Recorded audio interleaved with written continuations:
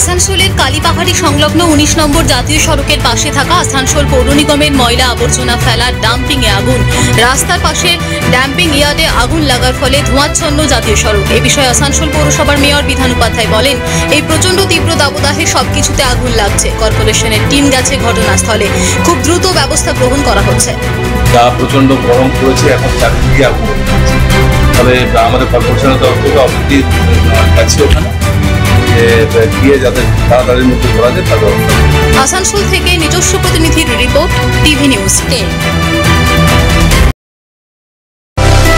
সুলভে সঠিক চিকিৎসার একমাত্র প্রতিষ্ঠান বিবেকানন্দ হসপিটাল।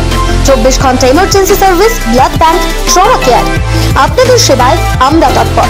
গুণমান ও পরিষেবায় দুর্গাপুর বিধাননগরের ডক্টর জাকির হোসেন এভিনিউর বিবেকানন্দ হসপিটাল শিল্পাঞ্চলের মানুষের মন জয় করেছে। সবার আগে খবরের আপডেট পাওয়ার জন্য সাবস্ক্রাইব করুন আমাদের ইউটিউব চ্যানেল এবং ক্লিক করুন বেল নোটিফিকেশন আইকনে।